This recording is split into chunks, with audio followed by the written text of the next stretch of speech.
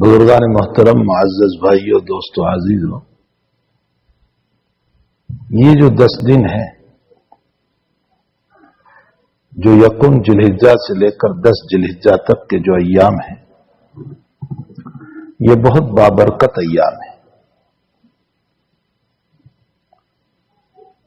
حتیٰ کہ اللہ تعالیٰ نے قرآن کریم میں ان 10 راتوں کی قسم کھائی، والفجر ولیال عشر والشفع والوتر واللیل اذا یسر، تو ان 10 راتوں کی قسم کھائی۔ حق تعالیٰ کو قسم کی کیا ضرورت تھی؟ وہ یوں کہہ دیتا کہ یہ راتیں بڑی عظمت والی ہے، یہ دن بڑے عظمت والے ہیں۔ کیا ضرورت پڑی تھی کہ وہ قسم کھا رہا ہے؟ ضرورت یہ تھی کہ ہمیں اہمیت سمجھانا تھا کہ تم ان راتوں کی ذرا اہمیت سمجھنا۔ یہ بہت عظمت والی راتیں ہیں اور بہت عظمت والے دن ہیں۔ نبی اکرم صلی اللہ تعالی علیہ وسلم ان دنوں میں روزہ رکھتے تھے، اسی لیے ان دنوں میں روزہ رکھنا سنت قرار دیا گیا، خصوصاً 9ویں تاریخ کا روزہ، جس کو یوم العرفہ کا روزہ کہا جاتا ہے۔ عرفہ کے روزے کے باب میں حدیث شریف میں ہے کہ جو انسان یوم العرفہ کا روزہ رکھتا ہے تو اللہ تعالیٰ اس کے 2 سال کے گناہوں کو معاف کرتا ہے۔ 1 سال جو گزر گیا اور 1 سال جو آنے والا ہے، اللہ تعالیٰ 2 سال کے گناہوں کو معاف کرتا ہے۔ پھر تکبیر تشریق کا مسئلہ یہ سمجھ لیں کہ 9ویں تاریخ سے جو ہم ہر نماز کے بعد پڑھتے ہیں، یہ تو ہے ہی واجب۔ مردوں کو اپنی جگہ پر زور سے پڑھنا ہے، عورتوں کو بھی پڑھنا واجب ہے، لیکن آہستہ۔ البتہ عورت اگر اکیلی ہے اور کوئی مرد وہاں موجود نہیں ہے تو عورت بھی زور سے پڑھ سکتی۔ وہ جو اس کو آہستہ اس لیے کہا گیا ہے کہ مرد ہوتے ہیں، لیکن اگر مرد کا مسئلہ نہیں ہے اور عورت اکیلی ہے، اپنے مکان میں نماز پڑھ رہی ہے، تو عورت بھی زور سے تکبیر پڑھے گی۔ اللہ اکبر، اللہ اکبر، اللہ اکبر، لا الہ الا اللہ، اللہ اکبر، اللہ اکبر، وللہ الحمد۔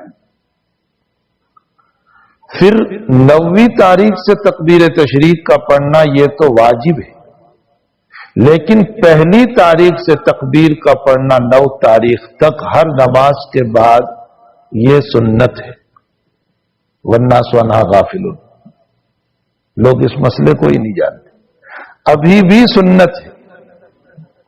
پہلی تاریخ سے 9 تاریخ تک ہر نماز کے بعد، بخاری شریف میں ہے کہ حضرت ابو ہریرہ رضی اللہ تعالیٰ عنہ، عبداللہ ابن عمر رضی اللہ تعالیٰ عنہ، کان یکبر التشریق بعد الصلاۃ، نماز کے بعد تکبیر تشریق پڑھتے تھے یکم ذوالحجہ سے، پہلی ذوالحجہ سے۔ تو ان دنوں میں بھی نماز کے بعد تکبیر تشریق کا پڑھنا مسنون ہے، ہمیں چاہیے کہ ہر نماز کے بعد ابھی بھی پڑھیں۔ پھر حافظ ابن حجر عسقلانی رحمۃ اللہ علیہ نے فتح الباری شرح البخاری میں لکھا ہے کہ ان 10 دنوں کے اندر جو جمعہ آئے گا، اس جمعہ سے بڑھ کر سال میں کوئی جمعہ افضل نہیں ہو سکتا ہے۔ یہ آج کا دن ہے۔ حافظ صاحب فرماتے ہیں کہ اس سے افضل دن پورے سال میں کوئی نہیں۔ آج کا یہ جمعہ جو 10 دن کے اندر آیا ہے، یہ بہت محتم بالشان دن ہے، بہت افضل دن ہے، لیکن چونکہ ہم فضائل نہیں جانتے، ہمیں کچھ حقیقت کا پتہ ہی نہیں ہے کہ ان دنوں میں کیا ملتا ہے اللہ کی طرف سے، اس لیے ہم اس کی طرف رجوع بھی نہیں کرتے۔ ان دنوں میں دعاؤں کا خوب اہتمام کیا جائے، اللہ سے خوب مانگا جائے۔ حقیقت یہ ہے کہ ان دنوں کو بڑی نسبت ہے سیدنا حضرت ابراہیم علیہ السلام خلیل اللہ سے، جو ایک تاریخ ہے اسلام کی، اور بہت لمبی تاریخ ہے، اس مختصر وقت میں اس تاریخ کو پیش نہیں کر سکتا۔ حضرت ابراہیم علیہ السلام کا نکاح حضرت سارہ علیہ السلام سے ہوا تھا، اور اس کے بعد حضرت سارہ کے ساتھ ابراہیم علیہ السلام کا ایک سفر ہو رہا تھا، اور بیچ میں ایک بستی آئی، وہاں کا بادشاہ بڑا ظالم تھا، راستے میں چلنے والی لڑکیوں کو پکڑ کر کے غلط کام کرتا تھا۔ حضرت ابراہیم علیہ السلام کی زوجہ محترمہ سارہ رضی اللہ تعالیٰ عنہ کو بھی پکڑ لیا، تو ابراہیم علیہ السلام نے فرمایا میری بہن ہے، اور سارہ سے کہا کہ تو گھبرانا مت، میں نے بہن کہا ہے تو اس لیے کہ یہاں میرے اور تیرے علاوہ کوئی مسلمان نہیں، اور مسلم کے بھائی بہن ہیں، اس نقطۂ نظر سے تو میری بہن ہے۔ بادشاہ کے سپاہی پولیس پکڑ کے لے گئے۔ حضرت سارہ نے وضو کر کے 2 رکعت نماز پڑھی، معلوم ہوتا ہے وضو پہلے سے ہے، لیکن وضو کی بنیاد پر چہرے کا چمکنا قیامت کے دن یہ اس امت کی خصوصیت ہے، اللہ خاص طور پر اسی امت کو دے گا، اور نبی اسی سے پہچان لیں گے کہ یہ میرا امتی ہے۔ اس لیے ہمیں اگرچہ ایک وضو سے متعدد نماز پڑھ سکتے ہیں، لیکن اگر زیادہ وضو کرتے رہے تو بہتر رہے گا۔ حضرت ابو ہریرہ رضی اللہ تعالیٰ عنہ یہاں تک ہاتھ دھوتے تھے، آباد شاگرد نے فرمایا حضرت یہاں تک دھوتے ہیں آپ؟ فرمایا میں چاہتا ہوں کہ میرا ہاتھ بغل تک چمکتا رہے تاکہ نبی مجھ کو پہچان لے صلی اللہ علیہ وسلم۔ تو حضرت سارہ نے وضو کر کے 2 رکعت نماز پڑھی اور فرمایا رب کریم یہ غلط نیت والا بادشاہ ہے، میری حفاظت کر۔ وہ آیا قریب تو اس کو لقوہ ہو گیا، شل ہو گیا، وہ گر پڑا۔ سارہ نے دعا فرمائی کہ اللہ اگر یہ مر گیا تو میں ہی اکیلی ہوں، میرے سر پہ آ جائے گا۔ دعا کی کہ اللہ اس کو اچھا کر دے۔ وہ اچھا ہوا، پھر نیت کی اس نے غلط، پھر گرا، 3 مرتبہ کیا۔ اس کے بعد اس نے اپنے پولیسوں سے یہ کہا کہ تم تو کوئی جن پکڑ کے لے آئے ہو، یہ انسان نہیں ہے۔ پھر حضرت سارہ کو ایک باندی دی یا ایک وزیر کی بیٹی دی جس کا نام حاضرہ تھا، ہدیے کے طور پر، اور حضرت حاضرہ کو لے کر سارہ علیہ السلام ابراہیم علیہ السلام کی خدمت میں پیش کیا، اور حضرت ابراہیم کو بطور خدمت کے دے دیا کہ یہ آپ کی۔ ظاہر سی بات ہے کہ جب ابراہیم علیہ السلام کی ملکیت میں وہ آ گئے تو حضرت ابراہیم کے لیے جائز ہوا ان کے ساتھ میاں بیوی کا راستہ کرنا۔ آپ نے حضرت حاضرہ رضی اللہ تعالی عنہا سے جو میاں بیوی کا تعلق ہوتا ہے، جس کے نتیجے میں اللہ نے ایک لڑکا عطا فرمایا اسماعیل علیہ السلام۔ سارہ کو اولاد نہیں تھی، غیرت آئی سارہ کو کہ یہ بعد میں آئی، اس کو www.attableek.com The Reviver of Iman۔ اولاد ہے، میری اولاد نہیں۔ ظاہر سی بات ہے کہ تھوڑا سا اختلاف، اللہ کا حکم ملا کہ حاضرہ کو اپنے بیٹے اسماعیل کے ساتھ ہم جہاں بتائیں وہاں چھوڑ دو، تو ان کو لے کر چلے ہیں وہاں جہاں کعبۃ اللہ بننا تھا۔ کعبۃ اللہ تھا نہیں، چاروں طرف پہاڑ تھے، نہ پانی کا نظام، نہ کھانے کا نظام، نہ درخت کا نظام، کچھ نہیں۔ وہاں چھوڑ کر کے چل دیے۔ حاضرہ کے کہنے پر ابراہیم نے جواب دیا، ورنہ ابراہیم نے نہیں کہا کہ میں جا رہا ہوں، حاضرہ نے کہا کہ اللہ کا حکم ہے، کاجیا۔ فرمایا اذا لن یضیعنا اللہ تبارک و تعالی، اللہ ہم کو ضائع نہیں کرے گا، جاؤ۔ چند دنوں میں کھجور بھی ختم، پانی بھی ختم، نہ حاضرہ کے سینے میں دودھ آ رہا ہے، نہ پینے کے لیے دودھ ہے اور پانی ہے۔ حاضرہ پانی کی تلاش میں صفا اور مروہ پر دوڑتی رہی، اور اس درمیان جبریل امین تشریف لائے اور اپنی ایری ماری یا اپنا پر مارا اور وہاں سے پانی نکلا جس کو زمزم کہا جاتا ہے۔ اسماعیل کی ایری سے نہیں نکلا ہے جو لوگوں میں غلط بات چلی ہے، حضرت اسماعیل کی ایری سے نہیں، حضرت جبریل کے ایری مارنے سے یا پر مارنے سے وہ پانی نکلا۔ ہاجرہ دوڑی ہوئی آئی اور اس کے چاروں طرف دیوار بنا لی۔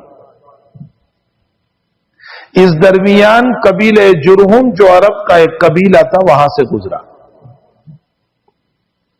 اور ہاجرہ سے کہا کہ ہم یہاں رک سکتے ہیں؟ کہا بالکل اجازت ہے، آپ رہیے، یہ ساری زمین پڑی ہوئی ہے لیکن پانی پر قبضہ ہمارا ہو، یہ ملکیت ہماری ہے۔ قبیلہ جرہم بڑھتے گئے، وہاں پر اسماعیل بڑے ہوتے گئے۔ اس درمیان ابراہیم خلیل اللہ پھر تشریف لائے اور ارشاد فرمایا کہ مجھے اللہ کا گھر تعمیر کرنے کا حکم دیا۔ اس سے پہلے قربانی کا واقعہ پیش آ چکا تھا کہ مجھے اللہ نے حکم دیا ہے کہ میں تجھے ذبح کروں، کیا تو ریڈی تیار؟ فرمایا افعل ما تؤمر، جو حکم ملا ہے آپ کر گزریے۔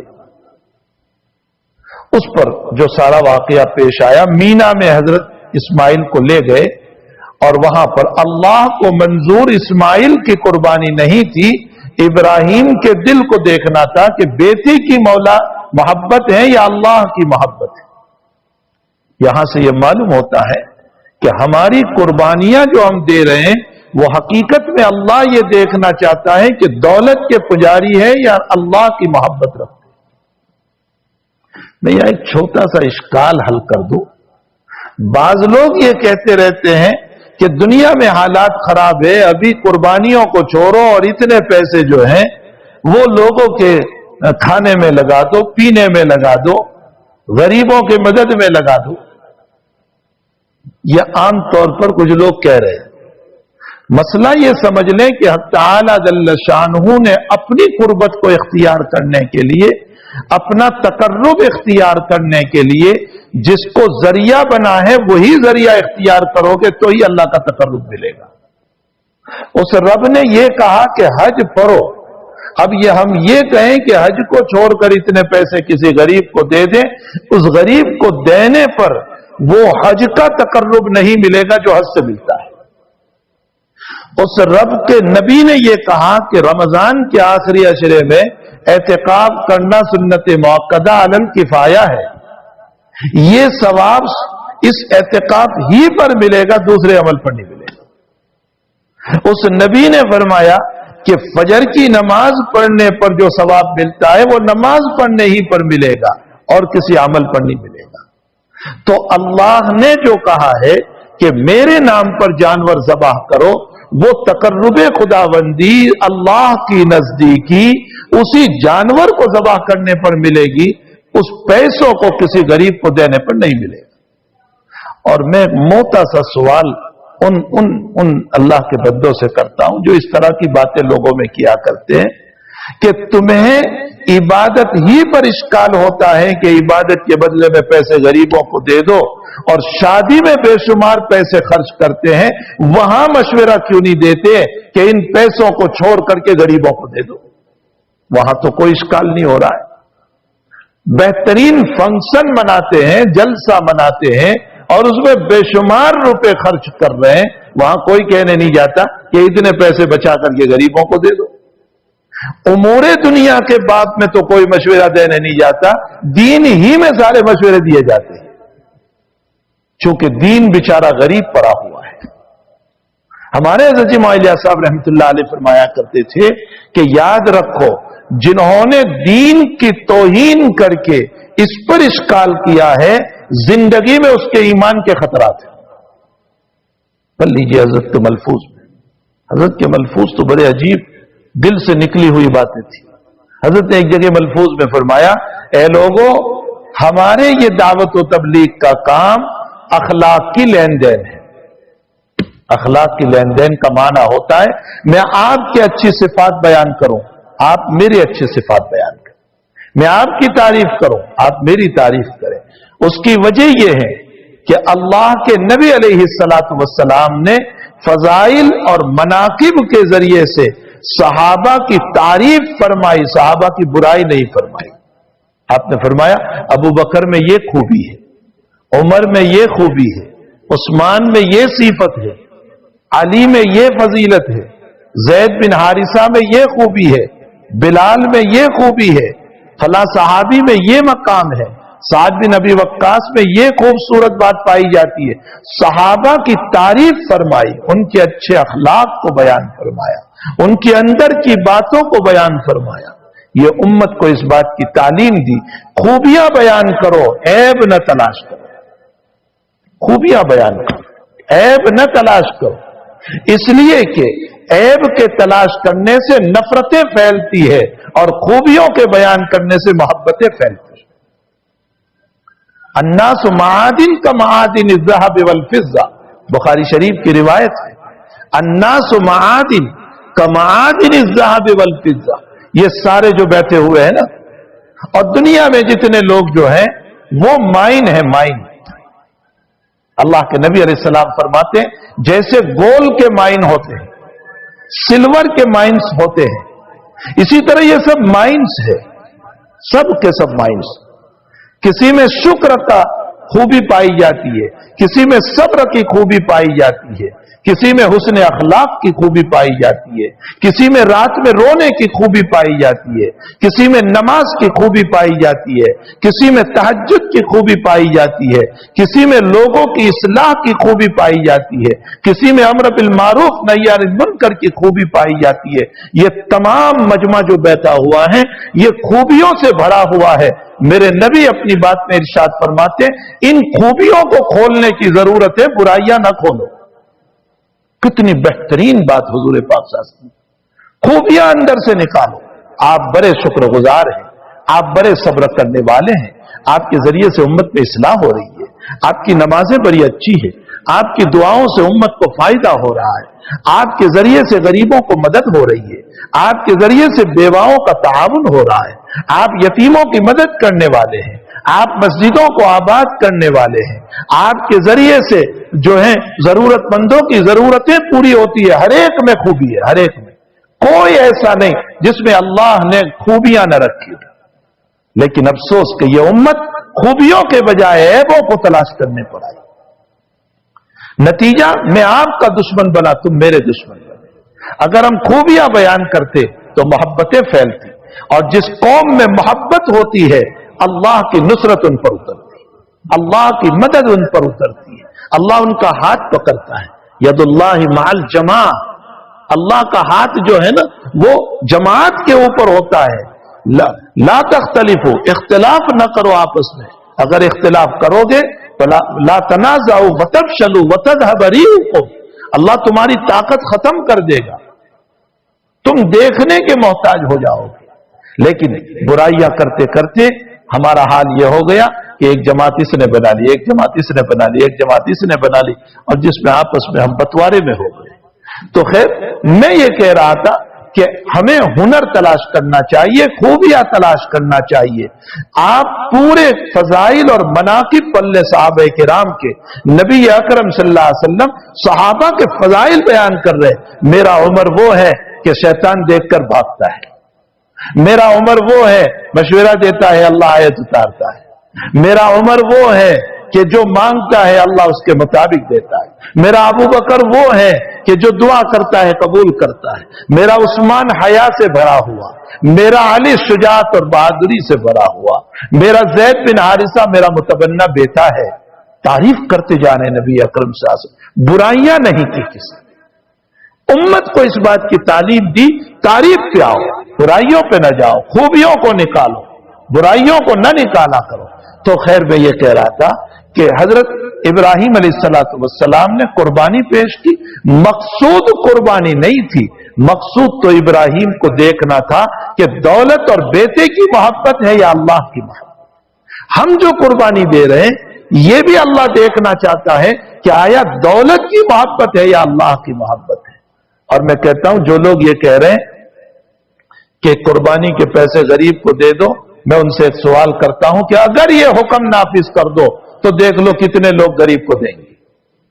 बड़ी मुश्किल से 10 आदमी देंगे, बाकी कोई देने वाला नहीं होगा, और एक साल देगा दूसरे साल से नहीं देगा। अल्लाह का तकर्रुब अल्लाह ने जिन चीजों में बताया है उसी में अल्लाह का कुर्ब हो सकता है, अल्लाह की नजदीकी उसी में हो सकती है, उससे हट करके नहीं हो सकती। कोई कहे कि जुमा का वक्त है, क्या जरूरत है जुमा की नमाज पढ़ने की, चलो हम लोगों का काम करने के लिए चले, उनका मकान बनाने के लिए चले। अल्लाह ने अपना तकर्रुब जुमा ही में रखा है। आप जुमा पढ़ करके तो मदद कर सकते, बाकी जुमा छोड़कर मदद नहीं कर सकते। तो जो तकर्रुब का जरिया बनाया है बस उसी के मुताबिक हमें काम करना होगा। इसी को कहते हैं शरीयत का मानना। या अय्युहल्लज़ीना आमनु दुखुलू फिस्सिल्म काफ़ा, ए ईमान वालों मुकम्मल इस्लाम में दाखिल हो जाओ। एक कदम उधर एक कदम इधर, ऐसा ना करो, ऐसा ना करो। कुछ उधर का भी मान रहे, कुछ इधर का भी मान रहे, मुकम्मल तौर पर इस्लाम में दाखिल हो जाओ। बहरहाल हजरत इब्राहिम ने पहले कुर्बानी पेश की, उसके बाद फरमाया बेटे अल्लाह का हुक्म है कि उसका घर बनाया जाए। बाप बेटे ने मिलकर के घर बनाया, और जब घर बन रहा है तो दुआ कर रहे हैं रब्बना तकब्बल मिन्ना इन्नका अंतस समीउल अलीम, ऐ अल्लाह हमारी तरफ से कबूल फरमा, तू बड़ा सुनने वाला बड़ा जानने वाला है। यहां साहिब रूहुल मानी ने एक नुक्ता लिखा है, फरमाया इब्राहिम खलीलुल्लाह है अलैहि सलातु वस्सलाम, इस्माइल ज़बीहुल्लाह है अलैहि सलातु वस्सलाम, वज़कुर फिल किताब इस्माइल इन्नहु कान सादिक़ल वाद व कान रसूलन नबिय्या, वादे का बड़ा सच्चा इस्माइल और सच्चा रसूल है। दोनों, एक खलीलुल्लाह एक ज़बीहुल्लाह, दोनों नबी है। उनके इखलास में क्या कमी हो सकती थी? कोई कमी थी उनके इखलास में? कोई कमी नहीं थी। फिर भी दुआ कर रहे हैं रब्बना तकब्बल, अल्लाह कबूल कर ले हमारी तरफ से। साहिब रूहुल मानी लिखते हैं करोड़ों इखलास है इंसानों तुम्हारे पास क्यों ना हो, अल्लाह मजबूर नहीं है कि तुम्हारे अमल को कबूल कर ही ले। इसलिए इखलास के बावजूद उस रब से तकब्बुल की दुआ करते रहो, चाहे इखलास वाला अमल हो, फिर भी उस रब से कहो अल्लाह कबूल फरमा ले, अल्लाह कबूल फरमा ले। अगर उसने कबूल नहीं किया तो उस रब के ऊपर कोई जबरदस्ती नहीं हो सकती है कि वो हमारे अमल को कबूल कर ही ले। मालूम होता है इखलास के साथ दुआ भी करना है। यह अमल का पता चला कि इखलास भी हो और उस रब से मांगना भी है कबूलियत को। बहरहाल वो मकान तामीर हुआ जिसको काबतुल्लाह कहा जाता है। उसके बाद हुक्म दिया इब्राहिम को, ऐलान करो, तुम्हारे ऐलान पर जितने लोग लब्बैक कहेंगे वो आएंगे। फरमाया मेरी आवाज कहां तक पहुंचेगी? फरमाया तुम ऐलान तुम्हारा काम है, आवाज रब पहुंचाएगा। फिर उनके ऐलान की आवाज सारी दुनिया में पहुंची और कयामत तक लब्बैक कहने वाले जा रहे हैं। निजाम भी उस रब का बड़ा अजीब है, वो पहुंचाने पर आता है तो कैसे पहुंचा दिया करता है। उसका एक निजाम मैं इशारा कर दूं, बात खत्म करूं। निजाम बड़ा अजीब है। हिदायत के बाप में उसने अपना निजाम रखा कि नबी की खिदमत करने वाले और जान कुर्बान करने वाला, लेकिन उस रब को मंजूर नहीं था। उसने अबू तालिब को ईमान नहीं अता फरमाया। उसकी मसलियत वो जानता है, हम नहीं जानते। लेकिन इतनी खिदमत की नबी करीम सल्लल्लाहु अलैहि वसल्लम की हजरत की तमन्ना रही मेरा चचा मुसलमान हो जाए। बड़ी कोशिश की लेकिन मुकद्दर में हिदायत नहीं थी, ईमान नहीं मिला। अजीब व गरीब निजाम उसका यह है कि खलीलुल्लाह रोते रहे, बाप आजर को ईमान नहीं मिला। हजरत नूह रोते रहे, अपने बेटे को अल्लाह ने ईमान नहीं दिया। ये उसका निजाम है, इसलिए वो कोई मजबूर नहीं है। इसीलिए दुआ के बाद में भी हुजूर पाक सल्लल्लाहु अलैहि वसल्लम ने फरमाया, याद रखो अल्लाह से गिड़गिड़ा कर, रो रो कर और बार बार दुआ मांगो। इन्नल्लाह लैसा मुकरा, अल्लाह मजबूर नहीं है कि तुम एक मर्तबा कहो और वो तुमको दे ही दे, ऐसा नहीं हो सकता है। उसे गिड़गिड़ाना पड़ेगा, मिस्कीन बनाना पड़ेगा, आजिज बनाना पड़ेगा, बार बार कहना पड़ेगा, तब जाकर मिलेगा। ये कुछ बातें कुर्बानी के सिलसिले में और इन दिनों के सिलसिले में मुझे याद आई, मैंने जिक्र कर दिया। इब्राहिम की सिफत है इन्ना इब्राहिम लअव्वाहुन हलीम, इब्राहिम बहुत आह करने वाले थे, बहुत रोने वाले थे और हलीम और बुर्दबार थे। हमें इस सिफत को अपनाना चाहिए, हमें रोना चाहिए अल्लाह के सामने, उसको मनाना चाहिए। अल्लाह जल्ल शानु ہم تمام کو رونے والا دل عطا فرمائے، آنسو بہانے والی آنکھیں عطا فرمائے، اور رجوع اللہ کی ہم سب کو توفیق عطا فرمائے۔ وصلی اللہ علی النبی الکریم برحمتک یا ارحم الراحمین۔